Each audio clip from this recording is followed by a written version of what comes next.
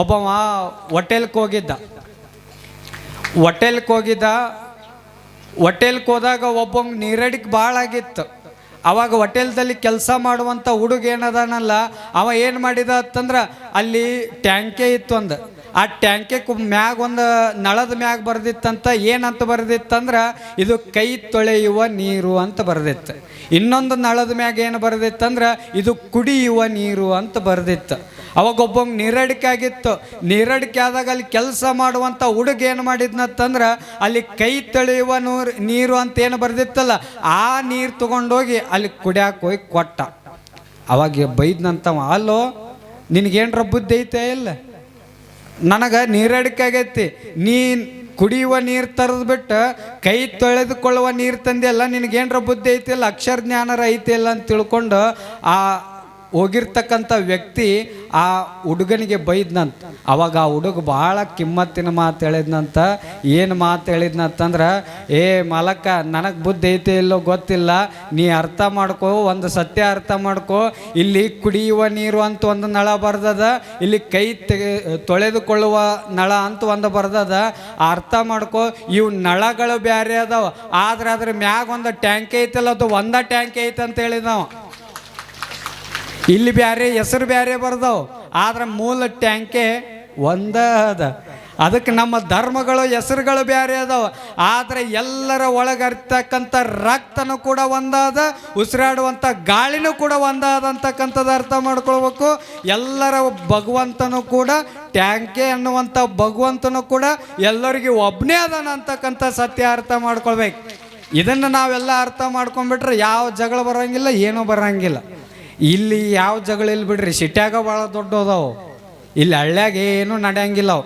ಯಾವರ ಇಲ್ಲಿ ಹಳ್ಳ್ಯಾಗ ಜಗಳ ಹಚ್ಚಕ್ಕೆ ಬಂದತ್ತಂದ್ರೆ, ಏ ನಮ್ದು ಈ ಧರ್ಮ ಅಂತ ನೀ ಜಗಳಾಡ, ಏ ನಂದು ಈ ಧರ್ಮ ಅಂತ ನೀ ಜಗಳಾಡ, ನಂದು ಮುಸ್ಲಿಂ ಧರ್ಮ ಅಂತ ನೀ ಜಗಳಾಡು, ನಂದು ಹಿಂದೂ ಧರ್ಮ ಅಂತ ನೀ ಜಗಳಾಡ, ನಂದು ಜೈನ ಧರ್ಮ ಅಂತ ನೀ ಜಗಳಾಡ ಅಂತ ತಿಳ್ಕೊಂಡು ಯಾವನಾರ ಜಗಳ ಹಚ್ಚಿ ನಿಮ್ಮನ್ನ ಮಂಗ್ಯ ಮಾಡಕ್ಕೆ ಬಂದತ್ತಂದ್ರೆ ಇಲ್ಲಿ ಯಾರೂ ಮಂಗ್ಯ ಆಗಂಗಿಲ್ಲ. ನೀವು ಅವ್ರ ಮಂಗ್ಯ ಮಾಡುವಂಥ ಭಕ್ತರು ಈ ಊರಾಗದಿರಿ ನಾವು. ಅಂಥ ಗಟ್ಟಿ ಭಾವೈಕ್ಯತೆ ಊರು ಅದು ನಮ್ಮ ಸನಾಳ ಗ್ರಾಮ ಅಂತ ತಿಳ್ಕೊಂಡು ಭಾಳ ಅಭಿಮಾನದಿಂದ ನಾನು ಹೇಳಕ್ಕೆ ಇಚ್ಛಪಡ್ತೇನೆ. ಅದಕ್ಕೆ ನೀವು ಎಷ್ಟು ಸ್ನೇಹ ಭಾವದಿಂದ ನೀವೆಲ್ಲರೂ ಕೂಡ ಇದಿರಲ್ಲ ಈ ಊರೊಳಗೆ, ಎಲ್ಲರೂ ಹಂಗ ಇರ್ರಿ. ಯಾವ ಜಾತಿ ವಿರುದ್ಧ ಯಾರು ಜಗಳಾಡಕ್ಕೆ ಹೋಗ್ಬೇಡ್ರಿ. ನಂದು ಆ ಜಾತಿ, ನಂದು ಈ ಜಾತಿ, ನಂದು ಆ ಧರ್ಮ, ನಂದು ಈ ಧರ್ಮ ಅಂತ ಯಾರು ಕೂಡ ಕಚ್ಚಾಡಿ ಸಾಯಕ್ಕೆ ಹೋಗ್ಬೇಡ್ರಿ. ಪ್ರೀತಿಯಿಂದ ಬದುಕ್ರಿ, ಎಲ್ಲರ ಜೋಡಿ ಪ್ರೀತಿಯಿಂದ ದ್ವೇಷ ಬಿಡು, ಪ್ರೀತಿ ಮಾಡು. ಈ ಒಂದು ಸೂತ್ರ ಅಳವಡಿಸ್ಕೊಂಡ್ಬಿಡ್ರಿ ನಿಮ್ಮೆಲ್ಲರ ಜೀವನದೊಳಗೆ. ನಾ ಹೇಳ್ತೀನಿ ಅಂತೀರ, ನಾ ದ್ವೇಷ ಬಿಡು ಅಂತೀನಿ, ನೀವು ಪ್ರೀತಿ ಮಾಡು ಅನ್ಬೇಕು. ದ್ವೇಷ ಬಿಡು, ಪ್ರೀತಿ ಮಾಡು. ಈ ಒಂದು ಮಾತು ನಾವು ಇಟ್ಟು ದಿವಸ ಹೇಳಿದ ಪ್ರವಚನ ಏನು ನೆನಪಿಟ್ಕೋತಿರೋ ಇಲ್ಲೋ ಗೊತ್ತಿಲ್ಲ, ಆದರೆ ಈ ಏನು ಒಂದು ಮಾತು ಐತಲ್ಲ, ಇದು ಒಂದು ಮಾತು ನೆನಪಿಟ್ಕೊಂಡ್ಬಿಡ್ರಿ. ನಮ್ಮಲ್ಲಿ ಯಾವ ದ್ವೇಷ, ಯಾವ ಜಗಳ, ಯಾವ ಸಹಿತ ಬರುವುದಿಲ್ಲ. ಇಟ್ಟ ಒಗ್ಗಟ್ಟಾಗಿರ್ರಿ. ವರ್ಷಕ್ಕೊಮ್ಮಿಂತ ಜಾತ್ರೆ ಮಾಡಿರಿ. ನೀವು ಮನೆ ಒಳಗೆ ಏನು ಬೇಕಾದಿರಲ್ಲಕ್ಕ ಜಗಳ, ಆದ್ರೆ ಹೊರಗೆ ಬಂದರೆ ಹೆಂಗಿರ್ಬೇಕಂತಂದ್ರೆ ನಾವೆಲ್ಲ ಊರಾನವ್ರು, ಸನಾಳ ಗ್ರಾಮದವರು, ನಾವು ಎಲ್ಲರೂ ಒಂದೇ ಅಂತಕ್ಕಂಥ ಸಂದೇಶವನ್ನು ನೀವೆಲ್ಲರೂ ಕೂಡ ಸಾರಬೇಕು. ಮನೆ ಒಳಗೆ ಜಗಳ ಇರವ, ಸಂಸಾರ ಜಗಳ ಇರವ, ಎಲ್ಲ ಇರುವ. ಇವತ್ತು ನಿನ್ನೆ ಇವತ್ತು ಪಾದಯಾತ್ರೆಗೆ ಅಡ್ಡಾಡಕ್ಕೆ ಹೋಗಿದ್ದೆ. ಒಬ್ಬ ಚಟ ಬಿಡಕ್ಕೆ ಬಂದಿದ್ದ. ಇವತ್ತನ್ರಿ ಮಹಾರಾಜರು, ಇವತ್ತೊಂದು ಮನೆಗೆ ಹೋಗಿದ್ದೆ ನಾನು. ಚಟ ಬಿಡು ಅಂತ ನಾ ಹೇಳತ್ತೇನೆ, ಜೋಳಿಗೆ ಕೈ ಹಾಕಿ ಪ್ರಮಾಣ ಮಾಡು ಅಂತ ನಾ ಹೇಳತ್ತೇನೆ.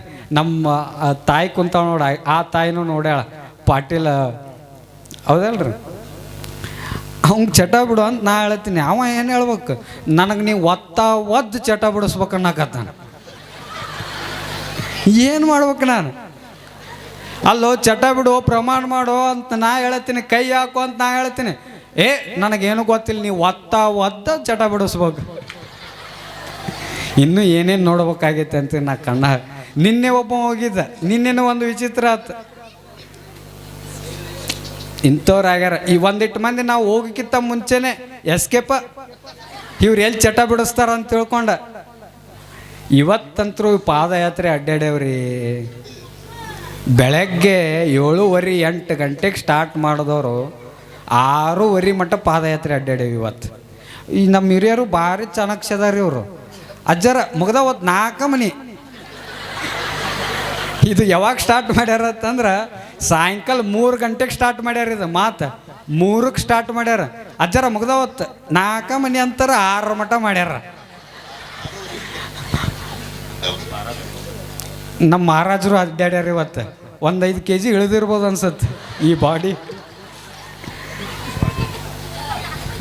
ಭಾಳ ಖುಷಿ ಅನ್ನಿಸ್ತು. ಎಲ್ಲರೂ ಭಾಳ ಪ್ರೀತಿಯಿಂದ ನೀವೆಲ್ಲರೂ ಕೂಡ ನನ್ನ ಸ್ವಾಗತ ಮಾಡಿಕೊಂಡ್ರಿ. ಇವತ್ತು ಈ ಜಗತ್ತಿನೊಳಗೆ ಏನು ಬೇಕಾದ ಗಳಿಸ್ಬೋದು. ನಾವು ಮಠಕ್ಕಾಗಿ ದೊಡ್ಡ ಮಠ ಕಟ್ಟಿಸ್ಬೋದು,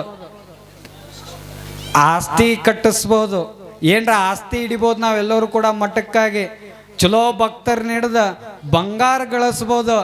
ಆದರೆ ಸನಾಳ ಗ್ರಾಮದಂಥ ಏನು ಭಕ್ತಿ ಪ್ರೀತಿ ಐತಿಲ್ಲ, ಇದನ್ನು ಗಳಿಸೋದು ಭಾಳ ಕಷ್ಟ ಅದ. ಆದರೆ ಇದನ್ನು ಗಳಿಸೇವಲ್ಲ, ಈ ಪ್ರೀತಿ ಮುಂದೆ ಎಲ್ಲವೂ ಕೂಡ ನಶ್ವರನ, ಯಾವುದೂ ದೊಡ್ಡದಲ್ಲ. ನೀವೆಲ್ಲರೂ ಕೂಡ ಪ್ರತಿ ರಂಗೋಲಿ ಹಾಕೋ ಮುಂದೆ ಏನಂತ ಬರೆದಿದ್ರಿ? ಆನಂದ್ ದೇವರು ಅಂತ ಬರೆದಿದ್ರಿ. ಚಂದ ರಂಗೋಲಿ ಹಾಕಿ ಯಾರು ಈ ಬೇಜವಾಬ್ದಾರಿಯಿಂದ ಯಾಕರ ಈ ಸ್ವಾಮಿ ಬರ್ತಾನೆ ಅನ್ನೋದು ಯಾರೂ ಇಲ್ಲ. ಎಲ್ಲರೂ ಬಂದಿದ್ದು ಭಾಳ ಖುಷಿಯಿಂದ ನೀವೆಲ್ಲರೂ ಕೂಡ ನನ್ನ ಸ್ವಾಗತ ಮಾಡ್ಕೊಂಡಿವ್ರಿ. ಭಾಳ ಖುಷಿ ಆಗ್ಯದ. ಪ್ರತಿ ವರ್ಷ ನಾ ಯಾವಾಗ ಈ ಊರಿಗೆ ಬರ್ತೇನೆ, ಇಂದು ಒಂದು ಕುಂಬಾರಳ್ಳಕ್ಕೆ ಹೋಗಿದ್ದೆ. ಅವಾಗ ಹೇಳಬೇಡ ಅಜ್ಜರ, ಇನ್ನು ಮುಂದೆ ಈ ಊರು ನಿಮ್ಮ ಊರದ್ದಂಗೆ ಅಂತ ತಿಳ್ಕೊಂಬಿಡ್ರಿ. ನೀವು ಯಾವಾಗ ಬೇಕಾದಾಗ ಕರ್ರಿ, ನೀವು ಯಾವುದೇ ನಿಮ್ಮ ಮಠದ ಕಾರ್ಯಕ್ರಮ ಆಗಲ್ಲಕ್ಕ ಅಲ್ಲಿ ಬೇಕಾದಾಗ ಕರ್ರಿ, ನಾವು ಬರ್ತೇವೆ. ನಮ್ಮೂರ ಕಾರ್ಯಕ್ರಮ ಪ್ರತಿ ಕಾರ್ಯಕ್ರಮಕ್ಕೂ ನೀವು ಬರ್ಬೇಕಂತ ತಿಳ್ಕೊಂಡು ನಮ್ಮ ಕುಂಬಾರಳ ಗ್ರಾಮದವ್ರು ನಮ್ಗೆ ಹೇಳಿ ಕಳಿಸಿದ್ರು. ಆದರೆ ಇದು ಊರಾಗೂ ನಾ ಹೇಳಕ್ಕೆ ಇಚ್ಛಪಡ್ತೇನೆ, ಕುಂಬಾರಳ ಊರು ನನ್ನ ಊರು ಹೆಂಗಲ್ಲ ಹಂಗೆ ಸನಾಳ ಗ್ರಾಮನೂ ಇನ್ನು ಮುಂದೆ ನನ್ನ ಊರು ಇದ್ದಂಗೆ ಅಂತ ನಾವು ಭಾವಿಸ್ಕೊತೇನೆ. ತಿಳ್ಕೊಳ್ಬೇಡ್ರಿ.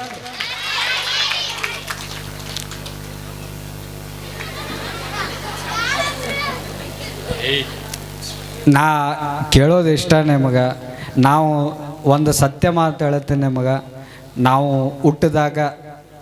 ಹುಟ್ಟಿದಾಗ ತಂದೆ ತಾಯಿನ ಬಿಟ್ಟು ನಮ್ಮ ಒಡ ಹುಟ್ಟಿರ್ತಕ್ಕಂಥ ಅಣ್ಣ ತಮ್ಮ ತಂಗಿ ಎಲ್ಲವನ್ನು ಬಿಟ್ಟು ನೀವು ಯಾವಾಗ ಒಬ್ಬ ಮಗ ನೀವು ಯಾವಾಗ ಹುಡ್ದಾರ ಕಟ್ ಮಾಡ್ತೀರಿ? ಯಾವಾಗ ಹುಡ್ದಾರ ಕಟ್ ಮಾಡ್ತೀರಿ? ಸತ್ತಾಗ ಹುಡ್ದಾರ ಕಟ್ ಮಾಡ್ತೀರಿ, ಹೌದಿಲ್ಲ? ಯಾವರ ಒಬ್ಬ ಪುರುಷ ಸತ್ನತ್ತಂದ್ರೆ ಸತ್ತ ಮೇಲೆ ಅವನು ಹುಡ್ದಾರನ್ನು ನೀವೆಲ್ಲರೂ ಕೂಡ ಕಟ್ ಮಾಡ್ತಾರೆ.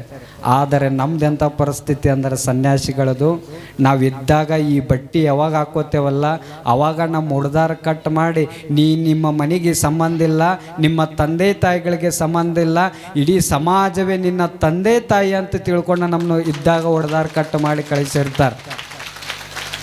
ಆ ಎಲ್ಲವನ್ನು ಬಿಟ್ಟು ನಾವು ಈ ಮಠಕ್ಕೆ ಆಗೇವಿ. ಆದರೆ ನನಗೆಂದೂ ಕೂಡ ಯಾವಾಗ ಒಲೆ ಮಠಕ್ಕಾಗೀನಿ ಅವಾಗನಿಂದನೂ ಕೂಡ ನನ್ನ ಎತ್ತ ತಂದೆ ತಾಯಿ ನನಗೆ ಒಟ್ಟ ನೆನಪಾಗಿಲ್ಲ. ಅಷ್ಟು ಪ್ರೀತಿಯನ್ನು ಈ ಭಾಗದ ಜನತೆ ನನಗೆ ಕೊಡ್ತಾ ಇದ್ದಾರೆ. ಅದಕ್ಕೆ ನಾ ತಮ್ಮೆಲ್ಲರಲ್ಲಿ ವಿನಂತಿ ಏನಂತಂದ್ರೆ, ನಾ ಎಲ್ಲವನ್ನು ಬಿಟ್ಟು ಬಂದಿನಲ್ಲ, ನನಗೆ ಎತ್ತ ತಂದೆ ತಾಯಿ ಯಾರತ್ತಂದ್ರೆ ನೀವೇನಿಲ್ಲಿ ಮುಂದೆ ಕೊಂಡ್ಕೊಂಡಿರಲ್ಲ, ನೀವೇ ನನ್ನ ಎತ್ತ ತಂದೆ ತಾಯಿ ಸ್ವರೂಪ. ಅದು ಒಂದು ಪ್ರೀತಿ ಕೊಡ್ರಿ ಸಾಕು. ನನಗೆ ಏನೂ ಬೇಕಾಗಿಲ್ಲ, ಯಾರ ರೊಕ್ಕನೂ ಬೇಕಾಗಿಲ್ಲ, ಏನೂ ಬೇಕಾಗಿಲ್ಲ. ನಾ ಯಾವಾಗಾರ ಈಗ ಇಟ್ಟು ಮನೆ ಅಡ್ಡಾಡೀನಿ, ಯಾರಿಗಾರ ಒತ್ತಾಯ ಮಾಡಿ ನನ್ನ ಜೋಳಿಗೆಗೆ ಇಟ್ಟು ರೊಕ್ಕ ಹಾಕ್ರಿ ಅದು ಮಾಡ್ರಿ ಅಂತ ಯಾರಿಗಾರ ಕೇಳಿ? ನಾನು ಕೇಳಂಗೂ ಇಲ್ಲ. ನಾ ಜೀವನದೊಳಗೆ ಕೇಳಂಗಿಲ್ಲ. ನನಗೆ ರೊಕ್ಕ ಅನ್ನೋದು ಯಾವಾಗೂ ಏನೂ ಬೇಕಾಗೂ ಇಲ್ಲ. ನಮ್ಮ ಜಮಖಂಡಿ ಅವ್ರಿಗೆ ಕೇಳಿರ್ಬೇಕು, ಅವ್ರಿಗೂ ಯಾರಿಗೂ ಒತ್ತಾಯ ಮಾಡಿ ಇನ್ನಕ್ಕಾದರೂ ಯಾರಿಗೂ ₹1 ನನಗೆ ಕೇಳಿಲ್ಲ. ಕೇಳಿದ್ರು ನಮ್ಮ ಮಠದ ಜಾತ್ರೆಗಟ್ಟು ಕೇಳಿರ್ತೀನಿ, ಅಲ್ಲೇ ಅದನ್ನು ಬಳಸಿರ್ತೀನಿ.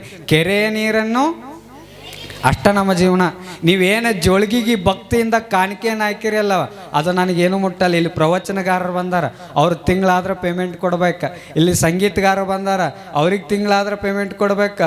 ಅಲ್ಲಿ ನಮ್ಮ ಸ್ಟೇಜ್ ಹಾಕೋ ಸೌಂಡ್ ಇಡವ ಬಂದಾನ, ಅವಂಗೂ ರೊಕ್ಕ ಕೊಡ್ಬೇಕು. ನಮ್ಮ ಡ್ರೈವರ್ ಎಲ್ಲರಿಗೂ ರೊಕ್ಕ, ಇವನಿಗೊಬ್ಬನಿಗಿಲ್ಲ. ಮತ್ತು ಇವೇನು ವಿಡಿಯೋ ಮಾಡಕತ್ತಲ್ಲ ಅವ ನಮಗೆ ಕಡ್ಕೊಳ್ಳೋ ಭಕ್ತವ. ಅವ ಯಾರ ರೊಕ್ಕ ಇಲ್ಲಾರ್ದೆ ಏನೂ ಇಲ್ಲಾರ್ದೆ ಸ್ವಂತ ಕ್ಯಾಮ್ರಾ ತೊಗೊಂಡ ಅಜ್ಜರ ಅವನು ಎಂಥ ಕಾರ್ಯಕ್ರಮ ದೊಡ್ಡ ದೊಡ್ಡ ಫಂಕ್ಷನ್ ಇದ್ದರೂ ಕೂಡ ನನಗೆ ಯಾವ ಫಂಕ್ಷನ್ ಬೇಕಾಗಿಲ್ರಿ, ನಿಮ್ಮ ಸೇವಾನ ನನಗೆ ಹೆಚ್ಚು ಅಂತ ತಿಳ್ಕೊಂಡು ಉಚಿತವಾಗಿ ಬಂದ. ನಾವು ಭಾಳ ಚಂದ ವಿಡಿಯೋನೂ ಮಾಡ್ತಾನವ. ನಿಮ್ಮ ಮನ್ಯಾಗ ಏನರ ಫಂಕ್ಷನ್ ಇದ್ರೆ ಹೇಳ್ರಿ ಮತ್ತು ಅವನು ದಿ ಬೆಸ್ಟ್ ವಿಡಿಯೋಗ್ರಾಫರ್ ಅಂತಕ್ಕಂಥ ಇದೇ ಒಂದು 2 ತಿಂಗಳದಿಂದ ಹೊಸ್ದಾಗಿ ಸ್ಟುಡಿಯೋವನ್ನು ಪ್ರಾರಂಭ ಮಾಡಿದಾನ. ಅದಕ್ಕೆ ಎಲ್ಲರಿಗೂ ನೀವೇನು ಜೋಳಿಗೆಗೆ ಹಾಕಿದ ಕಾಣಿಕೆನೂ ಸಹಿತ ಅದು ನನಗೆ ಇಟ್ಕೊಳ್ಳಂಗಿಲ್ಲ, ಇಲ್ಲಿ ಎಲ್ಲ ಇಲ್ಲೇ ಖರ್ಚು ಮಾಡ್ತೇನೋ, ಏನೂ ಇಟ್ಕೊಳ್ಳಂಗಿಲ್ಲ. ಅದಕ್ಕೆ ನೀವು ಯಾವಾಗಲೂ ಕೂಡ ಸನಾಳ ಗ್ರಾಮ, ನನ್ನ ಕನಸು ಏನಂತಂದ್ರೆ ಒಟ್ಟು ಜಮಖಂಡಿ ತಾಲೂಕು ವ್ಯಸನ ಮುಕ್ತ ಆಗ್ಬೇಕು. ಈಗ ನಾ ಹಳ್ಳಿ ಒಳಗೆ ಇದನ್ನು ಪ್ರಾರಂಭ ಮಾಡೀನಿ. ಮುಂದೆ ಜಮಖಂಡಿನೂ ನಾ ಬಿಡು ಸ್ವಾಮಿನ ಅಲ್ಲ. ನಾನು ಜಮಖಂಡ್ಯಾಗ ಎಷ್ಟು ಬಾರ್ ಅಂಗಡಿ ಅದಾವ ಈಗ ಎಲ್ಲ ಹಳ್ಳಿಗಳಿಗೆ ಯಾಕೆ ಅಡ್ಡಾಡಕತ್ತೀನಿ ಅಂತಂದ್ರೆ ಮಾಳೆಯವ್ರ ಈಗ ಎಲ್ಲ ಹಳ್ಳಿಯವ್ರನ್ನ ಸಂಘಟನೆ ಮಾಡಾಕತ್ತೀನಿ. ಈಗ ಎಲ್ಲರ ಕರ್ಕೊಂಡು ಹೋಗ್ತೀನಿ ನಾನು. ಇವ್ರನ್ನೆಲ್ಲ ಕರ್ಕೊಂಡೋಗಿ ಬಾರ್ ಅಂಗಡಿ ಹೋಗಿ ಮುಚ್ತೀನಿ ನಾನು. ಅವ್ರು ಮುಚ್ತೀನಿ ಅನ್ನೋ ಮಟ್ಟ ಬಿಡಂಗಿಲ್ಲ ಅವ್ರನ್ನ. ಯಾಕಂದ್ರೆ ಜೀವನ ಹಾಳು ಮಾಡ್ಕೊಳಕತ್ತಾರ ರೀ. ಅವ್ರೇನು ಮಾರಾಕತ್ತಾರ, ಅವ್ರಿಗೇನು ನಷ್ಟ ಇಲ್ಲ. ಅವ್ರ ರೊಕ್ಕ ಇನ್ಕಮ್ ಬೇಯಿಸಿ ಬರಾಕತ್ತದ. ಆದ್ರೆ ಅದನ್ನು ಕುಡಿದ ಕೇಸಿಂದ ಯಾರು ಹಾಳಾಗಕತ್ತಾರ? ಬಡವ್ರು ಹಾಳಾಗಕತ್ತಾರ. ಅವ್ರು ಅದನ್ನು ಗಳಿಸಿ ಶ್ರೀಮಂತ ಆಗಕತ್ತಾರ. ಆ ರೊಕ್ಕ ಖರ್ಚು ಮಾಡಿ ಇವರೆಲ್ಲ ಬಡವ್ರು ಆಗಕತ್ತಾರ. ಇವರೆಲ್ಲ ಶ್ರೀಮಂತರ ಆಗೋದು ಯಾವಾಗ? ಬರೇ ಗುಡಿಸಲ್ದೊಳಗೆ ಇರ್ಬೇಕೇನು? ನಮ್ಮೆಲ್ಲ ರೈತರು ಎಲ್ಲರೂ ಕೂಡ ಚಟ ಮಾಡಿ ಕೇಸಿಂದ ಚಟ್ಟಕ್ಕೆ ಏರ್ಬೇಕೇನು ಎಲ್ಲರೂ ಸಹಿತ? ಹಂಗಾಗ್ಬಾರ್ದು. ಪ್ರತಿಯೊಬ್ಬರು ಸಹಿತ ಯಾರು ಹಂಗಿಲ್ಲಾರ್ದಂಗೆ ಬದುಕಬೇಕಾಗಿತ್ತಂದ್ರೆ, ಯಾರು ಚಟ ಮಾಡದೆ, ಯಾರು ಕಾಯ್ಕ ಮಾಡಿ ಯಾರು ಇರ್ತಾರಲ್ಲ, ಯಾವ ವ್ಯಕ್ತಿ ಇರ್ತಾನಲ್ಲ ಅವ ಯಾರು ಹಂಗಿಲ್ಲಾರ್ದಂಗೂ ಬದುಕ್ತಾನ. ಅಂಥ ಬದುಕು, ಸ್ವಾಭಿಮಾನಿಯ ಬದುಕು ಯಾರ್ದಾಗಬೇಕಾಗಿತ್ತಂದ್ರೆ ಪ್ರತಿ ಹಳ್ಳಿಯ ಜನತೆದೇ ಆಗ್ಬೇಕಂತಕ್ಕಂಥ ಸಂಕಲ್ಪ ಐತೆ ನಮಗೆ. ಏನು ಭಾಳ ಅದು ಗಳಿಸ್ಬೇಕು ಇದು ಗಳಿಸ್ಬೇಕು ಈ ಸ್ವಾಮಿಗೆ ಆಸೆನೇ ಇಲ್ಲ. ನಾ ಯಾರಿಗೂ ಏನು ಮುಂದಾದರೂ ಕೇಳಂಗಿಲ್ಲ, ಹಿಂದಾದರೂ ಕೇಳಿಲ್ಲ, ಮುಂದೆ ಯಾವಾಗೂ ಕೇಳಕ್ಕೆ ಹೋಗಲ್ಲ. ನನಗೊಂದು ಪ್ರೀತಿ ಅಷ್ಟೇ ಬೇಕು. ಮುಂದೆ ನಾ ಏನಾದರೂ ಹೋರಾಟ ಮಾಡುವಾಗ ಬರ್ತಿರಿಲ್ಲವ ನೀವು? ಯಾರ್ಯಾರು ಬರ್ತೀರಿ? ಕೈ ಎತ್ರು ನೋಡೋಣ. ಬಾರ್ ಅಂಗಡಿ ಮುಚ್ಚಾಕ ಮತ್ತು ಉಳ್ಕಿದವರು ನಮ್ಮ ಮನ್ಯಾಗ ಯಾರೂ ಕುಡಿಯಂಗಿಲ್ಲ ರೀ, ಅದಕ್ಕೆ ನಾವು ಬರೋಂಗಿಲ್ಲ ರೀ ಅಂದ್ರೆ ಮುಂದಾದರೂ ಕುಡಿಯೋರ ಮತ್ತು ಇವ್ರ ಸಂಘ ಮಾಡಿ ನೀವೇನ್ರ ಈಗ ಮುಚ್ಚಿದ್ರಿ ಅಂತಂದ್ರೆ ನಿಮ್ಮ ಗಂಡನೂ ಸುದ್ದಿರ್ತಾನ, ನಿಮ್ಮ ಮುಂದೆ ಹುಟ್ಟಿರ್ತಕ್ಕಂಥ ಮಕ್ಕಳು ಸುದ್ದಿರ್ತಾವೆ. ನೀವು ಈಗ ಮುಚ್ಚಿಸ್ಲಿಕ್ಕತ್ತಂದ್ರೆ ಭಾಳ ಸಮಾಜ ಅದಗೇಟು ಹೋಗ್ತದೆ ಅಂತಕ್ಕಂಥದ್ದು ನಾವೆಲ್ಲರೂ ಸಹಿತ ಅರ್ಥ ಮಾಡ್ಕೋಬೇಕು. ಈಗ ನಮ್ಮ ಕುಂಬಾರ ಅಳದವ್ರನ್ನ ರೆಡಿ ಮಾಡಿ ನಾ ಫುಲ್ಲಿಗೆ ಅವ್ರನ್ನ ಒಂದು ಕೂಗು ಕೊಟ್ಟನೆ ಅನ್ಸಾಕ ಅವ್ರು ಒಟ್ಟರು ಓಡಿ ಬರ್ಬೇಕು, ಹಂಗೆ ರೆಡಿ ಮಾಡೇ ಬಂದೀನಿ ನಾನು. ಈಗ ಸನಾಳದವರು ನೀವು ರೆಡಿ ಅದಿರಿಲ್ಲ? ಒಂದು ಮಾತು ಹೇಳಿದ್ರೆ ನೀವು ಗಾಡಿ ತೊಗೊಂಡು ರೆಡಿನ ಜಮಖಂಡಿಗೆ. ಮುಂದೆ ಆಲ್ಬಾಳ್ನು ಹಂಗೆ ರೆಡಿ ಮಾಡ್ತೀನಿ ನಾನು. ನಮ್ಮ ಆಲ್ಬಾಳ್ ಹಿರಿಯರು ಬಂದಾರ. ಬರೀ ಆಲ್ಬಾಳ್ ಅಲ್ಲ, ಇಡೀ ನಮ್ಮ ಜಮಖಂಡಿ ತಾಲೂಕು ಎಷ್ಟು ಹಳ್ಳಿಗಳದಾವಲ್ಲ ಎಲ್ಲ ಹಳ್ಳಿಗಳನ್ನ ಹೋಗಿ ಅಷ್ಟರ ಚಂದ ರೆಡಿ ಮಾಡ್ತೀನಿ ನಾನು. ಅವ್ರಿಗೊಂದು ಮಾತು ಹೇಳಿದರೆ ಎಲ್ಲರೂ ಕೂಡ ಬರ್ಬೇಕು. ನಂದು ಏನು ಉದ್ದೇಶ ರೀ? ಯಾಕೆ ಬೇಕಾಗಿತ್ತು? ಮಠದಾಗ ಆರಾಮ್ ಯಾರು ವಿರೋಧ ಹಾಕ್ಕೊಂಡು ನನಗೇನು ಬೇಕಾಗಿತ್ತು ಹೇಳು? ಆರಾಮ್ ಗಪ್ ಚುಪ್ ಮಠದ ಆಸ್ತಿ ಐತಿ ನಮ್ಮದು. ಏನೋ ಆಸ್ತಿ ಕಮ್ಮಿಲ್ಲ ಅಂತೆಲ್ಲ. ನಮ್ಮ ಮಠದ ಆಸ್ತಿ ಐತಿ, ನಮ್ಮ ಮಠದ ಶಾಲೆ ಐತಿ, ದೊಡ್ಡ ಶಾಲೆ ಐತಿ. ನಮ್ಮ ಅಧ್ಯಕ್ಷರು ಬಂದಾರ. ನಮ್ಮ ಮಠದ ಎಲ್ಲ ಕಾರ್ ಐತಿ, ಶಾಖಾ ಮಠಗಳದಾವ. ಈ ತಿಂಗಳ ಏನೇ ಇಲ್ಲ ಅಂದ್ರೆ 1-2 ಲಕ್ಷ ರೂಪಾಯಿ ಇನ್ಕಮ್ ಐತಿ ನಮ್ದು. ಆರಾಮ ತೊಗೊಂಡು ಆರಾಮ್ ಮಠದಾಗ ಮಲ್ಕೊಳ್ಬೇಕಾಗಿತ್ತು. ನನಗೆ ಯಾಕೆ ಬೇಕಾಗಿತ್ತಿದು? ಯಾಕೆ ಬೇಕಾಗಿತ್ತು ರೀ? ಯಾರಿಗೋಸ್ಕರ ಮಾಡಾಕತ್ತೀನಿ ಇದನ್ನು? ನಿಮಗೋಸ್ಕರ ಮಾಡಾಕತ್ತೀನಿ ನಾನು.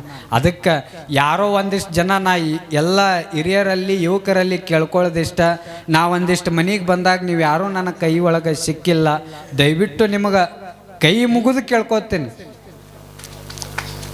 ಕೈ ಮುಗಿದು ತಲೆ ಬಾಗಿ ನಿಮಗೆ ಕೈ ಮುಗಿದು ಕೇಳ್ಕೊತೀನಿ, ಯಾರು ದಯವಿಟ್ಟು ಚಟ ಮಾಡಕ್ಕೆ ಹೋಗ್ಬೇಡ್ರಿ. ನಂದು ವಿನಂತಿ ಇಟ್ಟ ನಿಮಗೆ. ಯಾಕಂತಂದ್ರೆ ನಿಮ್ಮನ್ನೇ ನಂಬಿರ್ತಕ್ಕಂಥ ನಿಮ್ಮ ತಂದೆ ತಾಯಿಗಳು ನಿಮ್ಮ ಮನೆ ಒಳಗೆ ಇರ್ತಾವೆ.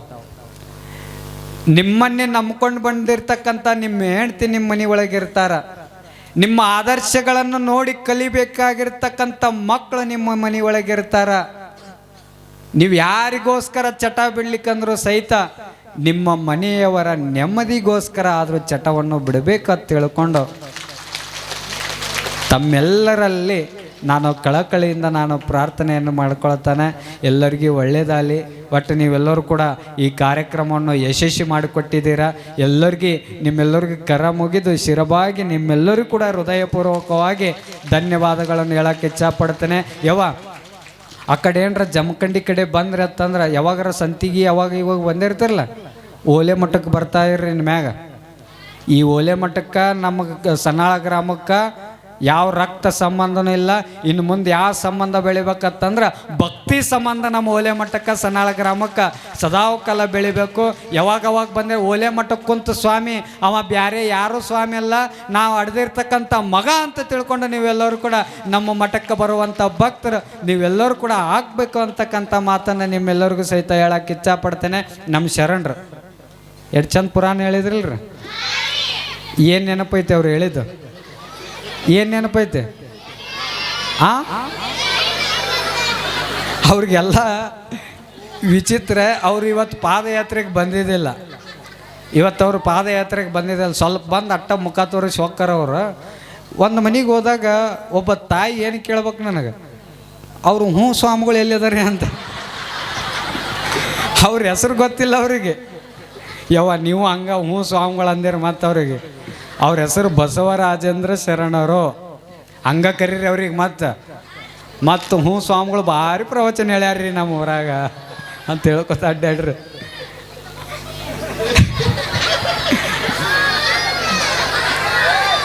ಸಾಕು ಭಾಳ ಅದ್ಭುತವಾಗಿ ಮನಮುಟ್ಟುವ ಹಾಗೆ ಅವರು ಕೂಡ ಪ್ರವಚನವನ್ನು ಹೇಳಿದ್ದಾರೆ. ಭಾಳ ಬಡತನದಿಂದ ಬಂದಾರೆ ಅವರು ಸಹಿತ.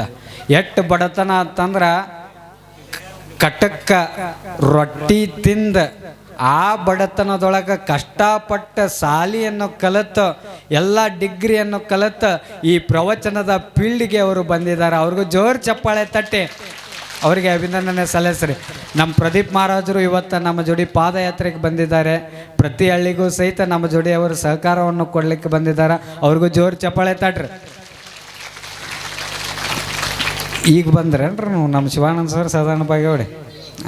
ನಮ್ಮ ಗವಾಯಿಗಳು ಅವರು ಎಷ್ಟು ಚಂದ ನಾದ ನಿನಾದ ಸುನಾದಗಳ ಮೂಲಕ ಸಂಗೀತ ಸೇವೆ ಮಾಡ್ಯಾರ. ಅವ್ರಿಗೂ ಜೋರು ಚಪ್ಪಾಳೆ ತಟ್ರಿ. ಮತ್ತು ನಮ್ಮ ಜಮಖಂಡಿ ಹಿರಿಯರು ಬಂದಾರ, ಅವ್ರಿಗೂ ಜೋರು ಚಪ್ಪಾಳೆ ತಟ್ರಿ.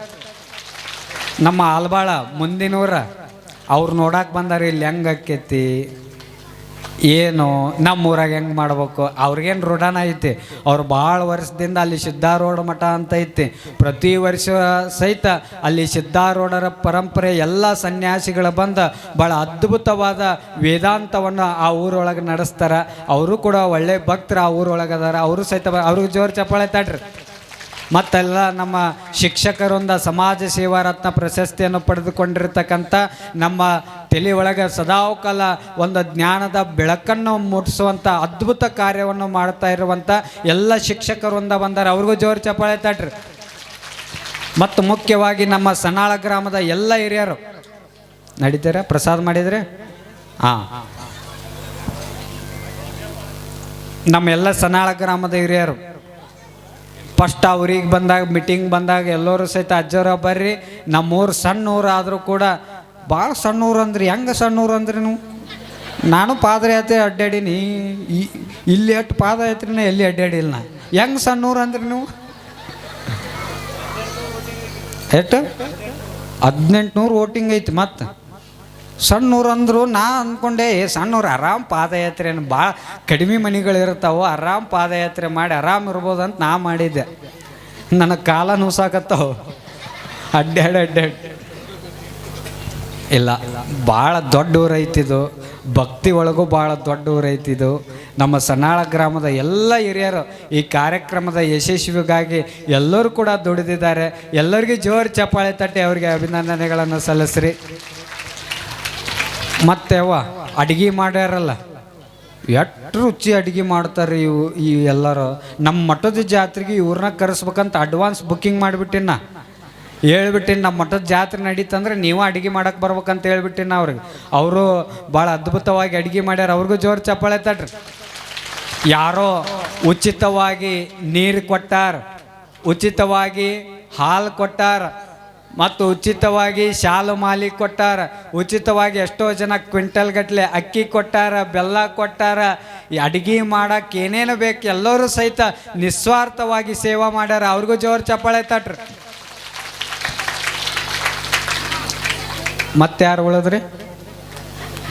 ಮತ್ತೆ ನೀವು ಕೇಳಾರ, ನೀವು ಬಂದಿರಲ್ಲ. ನೀವು ಬರ್ಲಿಕ್ಕಂದ್ರೆ ಈ ಕಾರ್ಯಕ್ರಮ ಎಲ್ಲಿ ಯಶಸ್ವಿ ನಡಿಬೇಕು. ನೀವು ಎಲ್ಲ ಜಾತಿ ಮತ ಪಕ್ಷ ಎಲ್ಲ ಬಿಟ್ಟು ಈ ಕಾರ್ಯಕ್ರಮದ ಯಶಸ್ವಿಯಾಗಿ ನೀವೆಲ್ಲರೂ ಕೂಡ ಪ್ರವಚನ ಕೇಳಕ್ಕೆ ಬಂದಿರಲ್ಲ. ನೀವು ಒಂದ್ಸತ ಜೋರು ಚಪ್ಪಾಳೆ ತಟ್ಕೋರಿ.